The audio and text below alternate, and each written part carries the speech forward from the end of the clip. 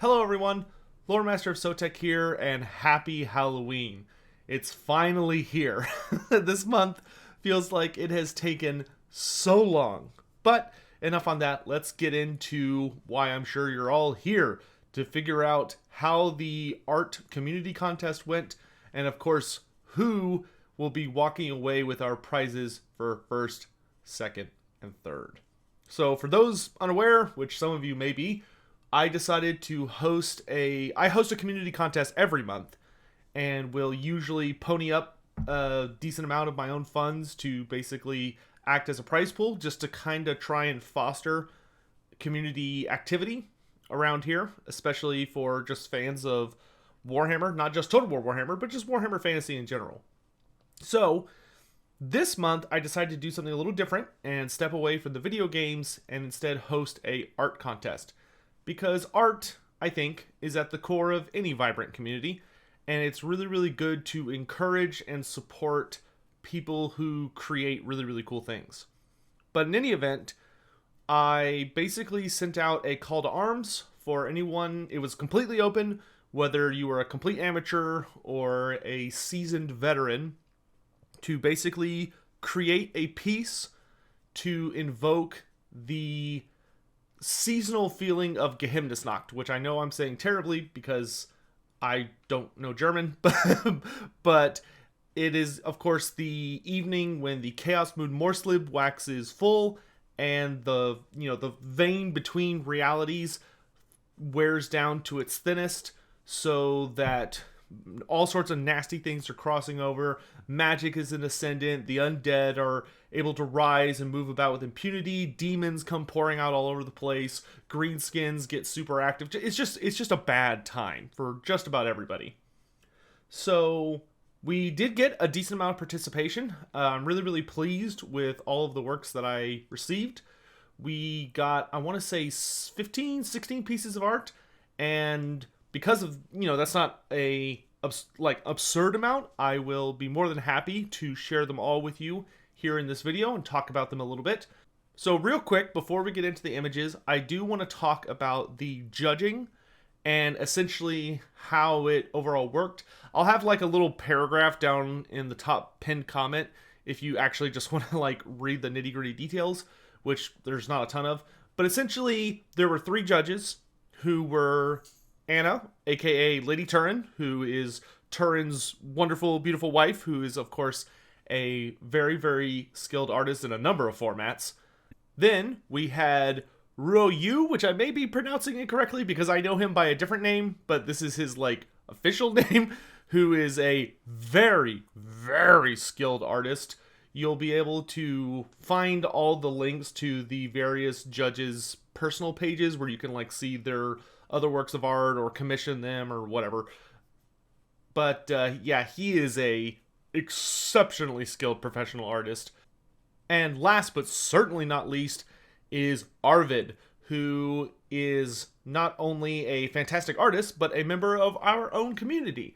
If you are in my Discord, or you're a member here on YouTube, or you're a subscriber over on Twitch, then you should be familiar with Arvid's work because he makes our emotes, which is fantastic, and he's actually working on some more right now. And I'm super duper excited to see when we get those. But essentially, these 3 I felt were really competent artists who actually know what they're doing and understand how to look at and appreciate this sort of art and be able to pull critiques from it. So each of them was basically asked to provide ratings based on how they felt about the art, but I do want to pass on some words that they really, really, really enjoyed all of them. I mean, we had a rather large range of skill, and we also had a large range of different types, different styles.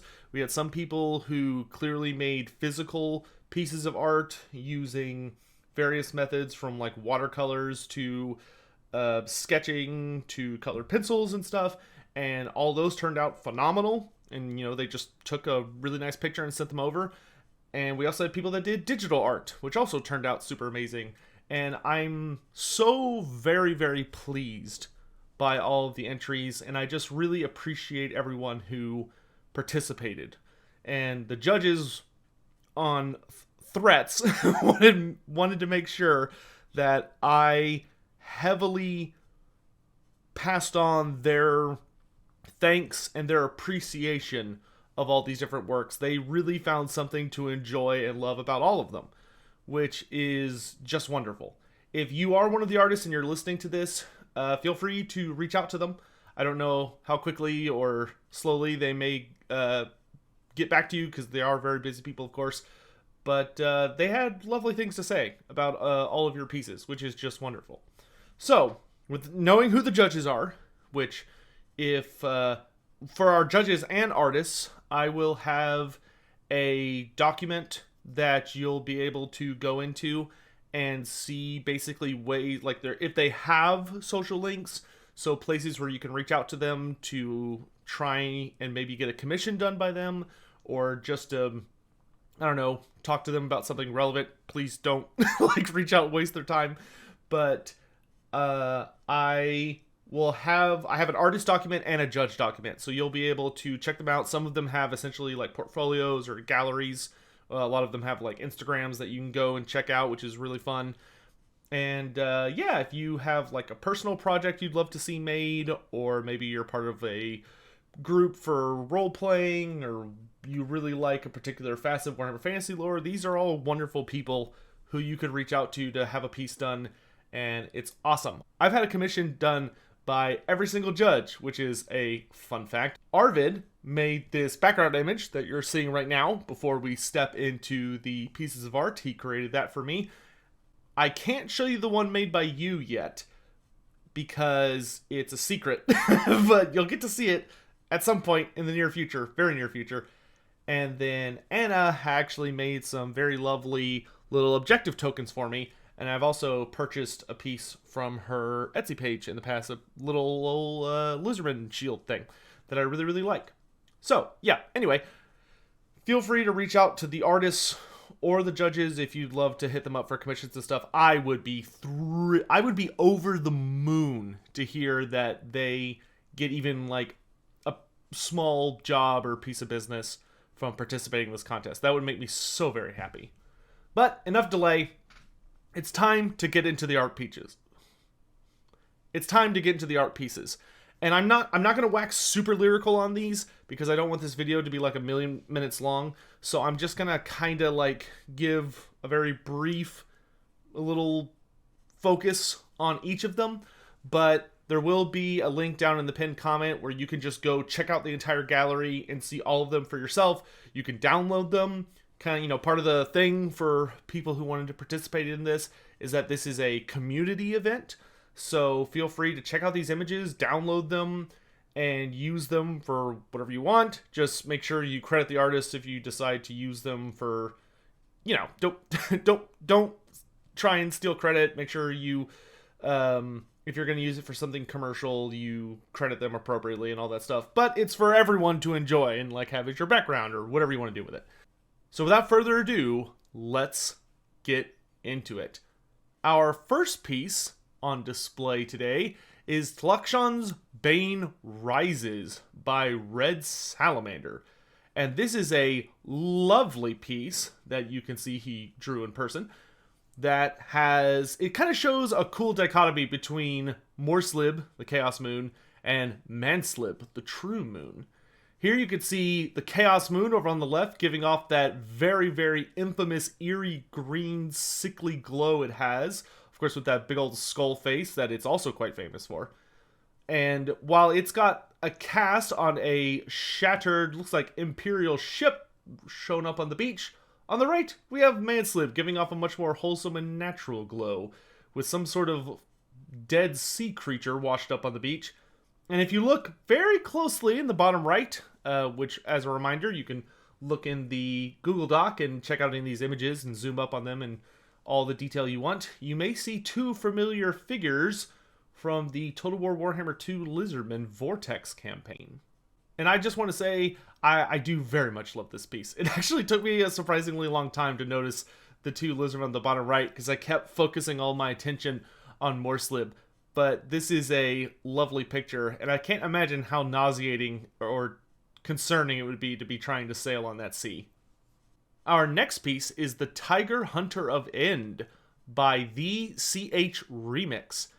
And if you can't tell by looking at the very exotic creatures in this image, basically he decided to portray a story about a witch hunter traveling to the far-off mystical lands of End, where he's encountered some of the very bizarre and deadly beastmen of that realm. Of course, everyone, well, many people who delve into Warhammer Fantasy lore have probably heard about the legendary Tiger Beastmen, which are a pretty famous, notorious subgroup of them, but he has a lot of friends. And based on this image, I would say things are probably not going terribly well for the Witch Hunter against the massed horde of Eastern beastmen he seems to be facing. And it looks like that local who's cowering by the carriage they likely were in when they were ambushed realizes that things are not going well. But who knows? He does have a blade held in his left hand. Maybe he'll be able to salvage the situation. And I just gotta say, I really love the different... you can tell like the different types of beastmen almost that you're looking at. I'm not even sure what to call the fellow on the far right above the elephant head. He definitely is very exotic, giving off the image of the End, of course, supposedly has thousands and thousands of gods, and certainly would have a many-faced one. So that guy, I don't know if he would be a beastman, but he definitely looks like he would be very dangerous. The Tiger Beastman, though, I love in particular. It kind of gives me the vibes of a Minotaur, but kind of gives me a feeling of a little better of a mix of skill, speed, and power over the classic Bull Minotaur, which is just pure power. But it looks kind of to be in the same class with those rippling muscles. I would not want to fight that thing. Meanwhile, all the little monkeys, who definitely make me think of maybe that region's form of Ungors, probably very agile and annoying, but I bet you could take them in a fight. Next up, we have The Thorns of Night by Donald Hill, which is a named regiment of Graveguard. And this image is, as you could see, essentially a pencil sketching on a piece of paper, but it is phenomenal detail-wise. I mean, there's a lot going on here, and considering there's like literally just a pencil used, it's gorgeous. I absolutely love the banner in the background where you have that rose with thorns that's digging into the skull. And these Graveguard have a full command, which is something I hope we one day see in Total War. Look, they've even got a musician. Though I never did understand how skeletons and Graveguard, creatures without lips, manage to use musical instruments. Magic, of course, but it's... Man, that guy in the front, who probably is the unit champion, looks like he means serious business. That is a big old blade. Thank you, Donald, for the lovely entry. Our next piece appears to be a watercolor work from Natasha, this one titled Spirit Host, which, as you can tell, seems to be designed using the Spirit Host tabletop model, but rendered in a watercolor fashion. And I really like this piece. There's actually a lot going on, and it's very creepy. I will say that. It is between the very sinister, almost jack-o'-lantern face up on Morslib there in the corner, and then the faces of the Spirit Host. There's just something about there's something about particular works where you have those sort of almost vague faces where you can identify facial features, but there's something just off about them that just makes them very unpleasant. And I think she did an absolutely delightful job on this. I'm so glad that she participated. It was cool getting something different like watercolors. This is actually the only entry we had using this particular method, and I think she managed fabulously. So thank you. And if it's not exactly, granted, I'm not this kind of artist. The only art I know how to do is music and painting miniatures. So if this is a style that is not using watercolors but is something similar or different, forgive me. But to me, it looks like a watercolor study. But to me, it looks like a watercolor style, and I absolutely love it. She actually nailed the colors. The Spirit Hosts, I own the Spirit Host models for my Night Haunts, and it's cool being able to look at this and know the model she's referencing just by looking at it. Very, very cool. Thank you for the entry. Then we have this untitled piece by Rick Vasquez, and this thing is crazy. I have no idea. Like, clearly it's digital art, but this thing is wild. It looks like if a Chaos Warband like invaded a village, and then your perspective is being like warped horribly by chaos magic. It's very creepy because you can kind of make things out. Like, it almost looks like some kind of wolf rider in the center, where you can kind of see like a wolf head, and then the guy on top of it, you could see he has a distorted face and some kind of, it's almost like a glowing hammer with also a face on it. But with all the burning and ruination going on in the background, like, it's horrific, but in a really, really cool, this is a super exotic piece. It's very unsettling, but I love the way, to me, it feels like if you were dipped into the realm of chaos, or you were looking at a memory through the perspective of a demon, I feel very much this is what you would see. But clearly, this is some sort of village or home that is not having a great time, and whoever these fellows are responsible are very warped and nasty looking. I'm not 100% sure what's going on, but it is definitely invokes the spirit of Halloween very, very well, I think. Moving on, we have Nurgle's Musion by Kitten. And yep, this definitely looks like Musion is having some unpleasant visitors. It is actually one of the favored cities of Nurgle.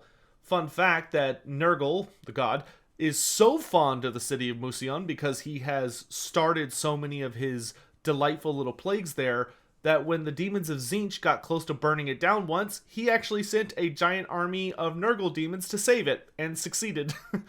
But this piece looks like the peasantry or some assorted individuals from the city have noticed their unfortunate visitors, even though you could see on that Great Unclean One's face, he looks just delighted to be here, delighted to see them. But it's a great work. I actually really appreciate when you look in the far background, if you zoom in enough, you can actually make out almost every single model that those various creatures are based on. You can see a Magath Rider from the End Times, a Beast of Nurgle, one of the classic sorcerers of Nurgle over there on kind of the right. You've obviously got the flying Nurgle demons, but it's a really phenomenal piece. And poor peasants, man. It looks like Musion is just not in for a good night. Next up is probably my personal favorite piece of the gallery, and it's called The Dark Pyramid Stirs by Sebo. I love this piece. It is telling such a great, like, you can obviously tell what's going on here. You're in the deep dark deserts of Nehekara, nearby Khemri, and on Geheimnisnacht, when the winds of magic are blowing up a storm, there seems to be some sort of lich priest or perhaps a powerful necromancer that is conjuring some great powerful ritual. And you could see he's siphoning the souls from all of the dead nearby and seems to be using it to either try and activate or control or interact in some fashion with the Black Pyramid of Nagash. And you can even see other motes of magic shooting off from pyramids in the distance. But the detail work on the Nehekaran skeletons that are here close on the left is just fantastic. They're just marvelous looking, and the lighting is really, really great. And I just love this image. Like, this looks like a just perfect photograph taken during Geheimnisnacht down in the spooky lands This just looks like a picture perfect. This just looks like someone took a snapshot somehow of the land of the dead on the spookiest of nights when some lich priest is just trying his damnedest to finally take over, bring down, or something the Black Pyramid of Gash. And I just love it. It's great. It's great. Oh yes. So this piece is called Summoning Demons by Daniel Fairs, and it is a perfect representation of why Geheimnisnacht can be a really bad night. I actually really would love to see this exact image take place during Vermintide 2 in that Chaos Waste DLC we have coming up. Because as you can see, on this deadly spooky night of Geheimnisnacht, the moon is at the midnight position, which, fun fact, is when the forces of evil are at their absolute strongest. And if you're going to cast a powerful ritual on, Twilight's Tide, or the night of when chaos is an ascendant, this is when you need to do it. And it looks marvelous. And you can tell that this chaos cultist, this chaos sorcerer, whoever this little guy is, has successfully performed a ritual to open a gateway to the realm of chaos itself, and he's bringing out a great unclean one of Nurgle. And I'm not sure what we actually got a decent amount of great unclean ones in this contest, which I found pretty funny. But it just looks so good, especially because you can see the Nurgle symbol on his staff reflected in like the gross water behind him. But I love this image. It tells a really fantastic, nasty scenario, and the gateway, just for me personally, brings back some pretty fond memories of the immense gateways in the Chaos campaign from Warhammer Online: Age of Reckoning. Whenever you actually start a new Chaos character, you go somewhere, there's a Chaos portal. This type of portal is always what you see. Like, it's always a giant 8-pointed star gateway with, like, floating rocks attached to it. And it evokes that nostalgia for me. And I just love it. It's just great. It's just great. Love it. Kick ass. Coming up next, we have a lovely, lovely piece called Ulrika Magdova, submitted by Dog. Ulrika, of course, is the titular character of her own series, but is also a significant side character in the Gotrek and Felix series. I don't want to reveal too much about her because it gives it away. I don't want to reveal too much about her because spoilers, but there's a lot of very cool stuff going on in this image. You can see that the Kislevite vampire seems to have returned to her home when the people of Kislev need help the most. She has a pretty interesting entourage. You can see she seems to have a couple of thralls with her, all of which are wielding guns by the looks of it. You can also see there's another minor vampire in her entourage with the red glowing eyes in the background. And then you have these gorgeous Graveguard who have been customized to better represent the types of wights you would probably expect to run into in Kislev, because they're wearing armor more reminiscent of the sort you'd find them buried in if you were to raise the dead in this location. Because of course, when necromancers or vampires or whoever raise the dead, they don't play dress up with them. They tend to get up in whatever they were buried in or died in and immediately start marching off to war. And he just did a phenomenal job evoking kind of it's a much more proud imagery of undeath. But Ulrika is, I wouldn't call her an anti-hero. I would say she's just a hero. But he did just a fabulous job with this work. And Dog has a very noticeable style. I've seen it on a fair number of Warhammer works, and it's very recognizable once you get used to it. So I'm so glad he participated in this contest. And this is just a great piece of hell breaking out around the lanes of Kislev, and probably one of their less welcome heroes returning to at least try and save the day. And here we have just a insanely kick-ass battle piece by writer of Rohan titled Twilight's Tide. I love Rohan's art. He posts a lot of it in our Discord, especially like work in progress and stuff, and he kind of like Dog, he has a very distinct style, but it's very epic and very it's kind of reminiscent, almost like a comic book style, and I just have fallen in love with it, truly and honestly. Here we can see Eltharion the Grim leading the brave high elves of his homeland. We've even got the Knights of Torgaval back there, going up against the horrifying warriors of chaos, further bolstered by some demon bros, because you can see a little plague bearer there in the front.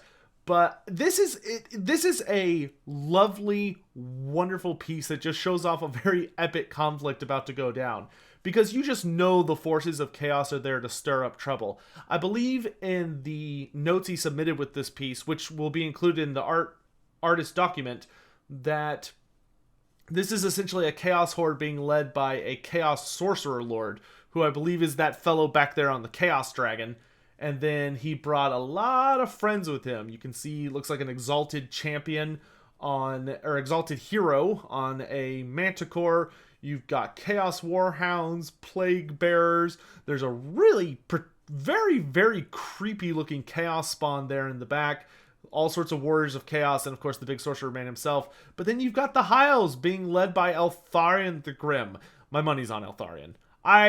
This is a great piece, and I love that. Not only do we have this lovely high elf architecture, but you have all the mist that you would expect to see being utilized by Eltharion, because of course his homeland, his province, is very, very famous for being the source of the mists that protect the eastern shores of Ulthuan from invasions and other nasty things. So just a great piece, a lovely piece. Absolutely fell in love with it. All sorts of cool faces among the various high elves. Did a just kick-ass job. You should be super duper proud of this, Rohan. All right, and the time has come to start getting into some of the prize positions. So in third place, we actually had a tie based on the way the judges' scores were handled. And third place had two entries that basically lined up and had the same amount of points. So we're just gonna split the prize and give them both third place. This first piece is called Geheimnisnacht, and it's by a fellow named Squidge. And as you can see, this is another one of those pieces that has a lot going on. It seems that we've got, instead of just focusing on the Chaos Moon Morslib as simply being in the background or at its zenith or seeming to be a sinister overlooker, it is front and center stage, not featuring as Morslib per se, but the Bad Moon, because all good night goblins, especially night goblins, worship the Bad Moon.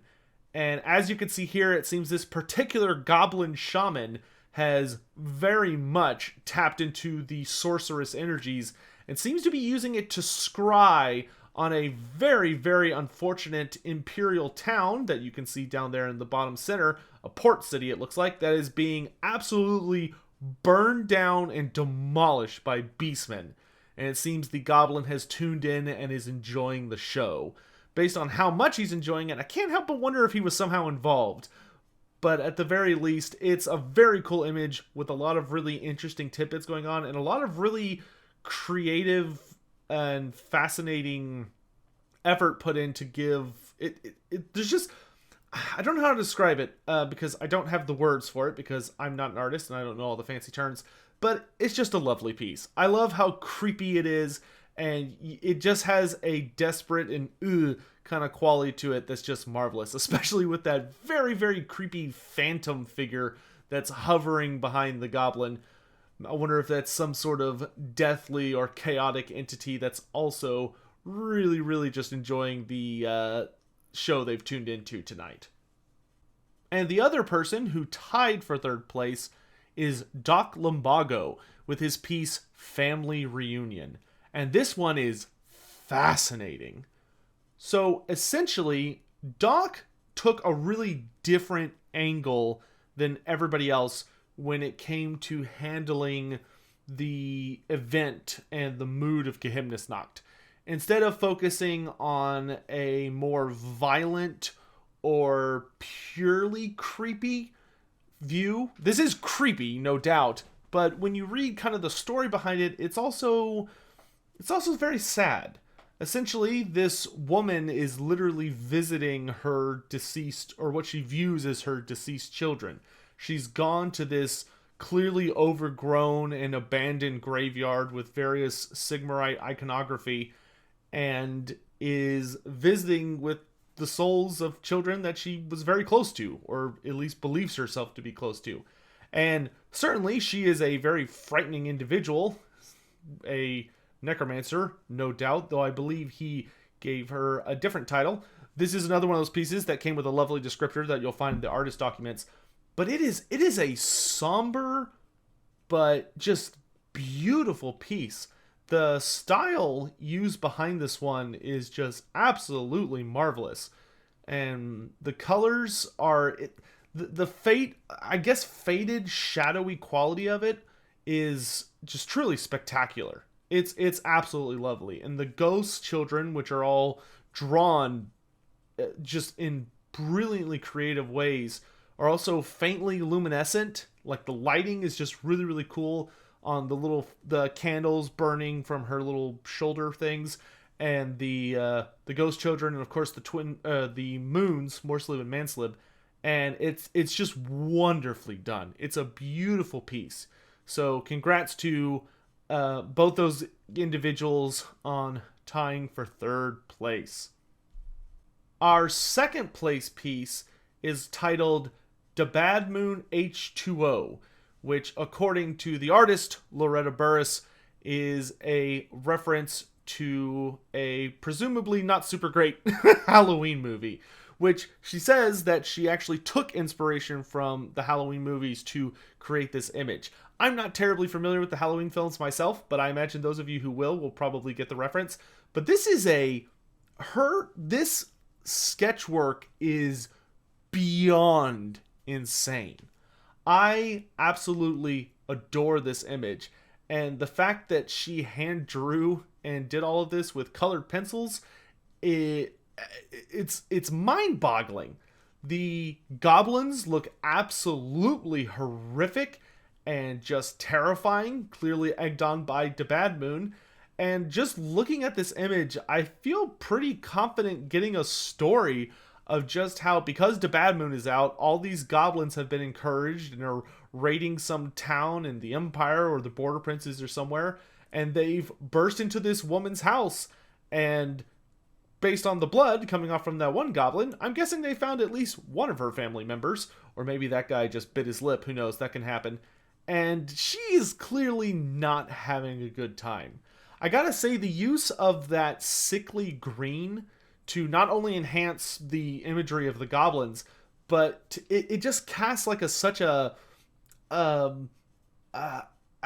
not sure what the proper word would be, but it gives such an unhealthy tinge to this woman's skin that just it's unsettling, but like in a really, really good way. This piece is just absolutely phenomenal.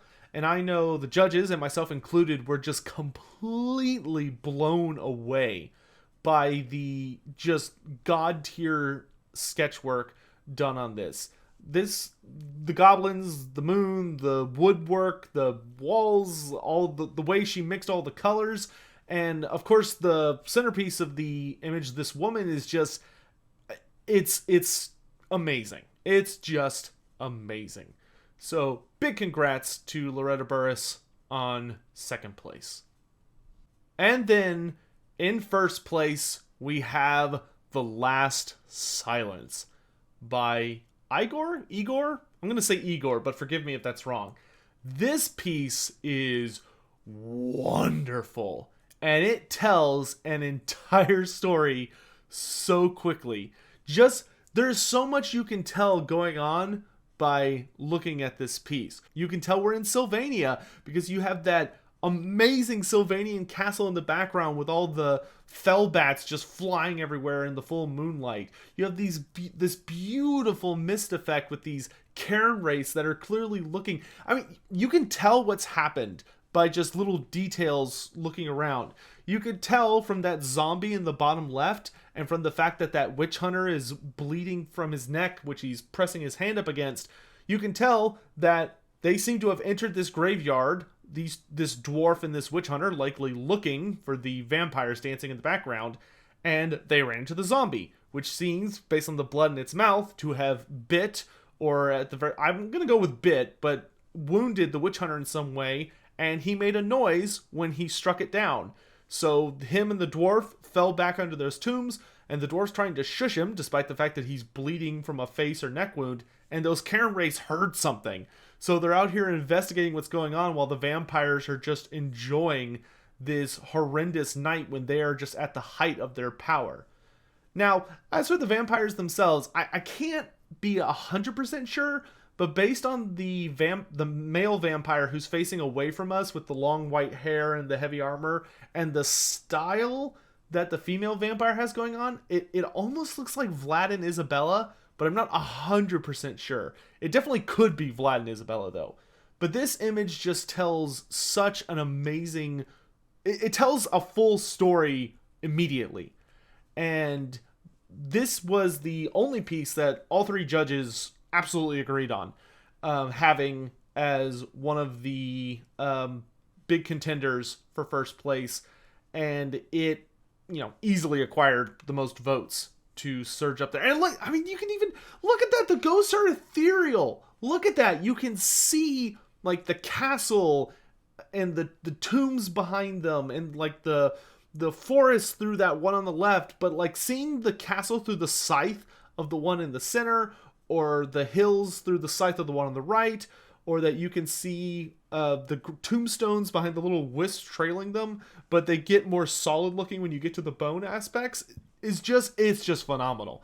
And they hold their scythes the correct way, which is also massive bonus points. And there's so much beautiful detail going on in this image. The mist is just absolutely phenomenal. The moon, like the lighting is just stupid good. Like Morsalib is so bright and incandescently gross and active, and you can just see all these wonderful shadows coming off all of the tombstones and graves where it's supposed to be. And if you notice, the Karen Rays are not casting shadows because they're ethereal ghosts, which is just, like, the attention to detail is just nuts. Absolutely love this place, and I fully agree and feel it deserves that first place slot. So congrats to Igor on that. Just, it's so well done. All right, guys, and that brings us to the end. I stumbled over my words a lot when recording this, so hopefully the video won't be super crazy long when I cut out all the times that I practically bit my own tongue in goofing up. But this was a blast. I hope all of you really enjoyed these pieces. If you haven't, please go check out the Google Doc link down below, where you'll be able to see all the pieces yourself, and you'll be able to find all of the artist information to reach out to these guys if you'd like to have a piece commissioned by them, or follow them on their various social medias, whether they're on Twitter or Instagram or stuff. I would be so thankful if you guys would consider checking them out. And yeah, this has been just an absolute blast. I again want to thank my three judges for their support. I really appreciate and love art, but when they were giving me feedback on the various pieces, which if you're one of the artists, feel free to reach out to them for feedback, or talk to me and I can pass on the message for you. But I like so much of the like the terminology they were using just right over my head. So I'm really glad I brought the three of them on board. I will say I loved every single piece. I thought they all had a lot of really interesting things to offer.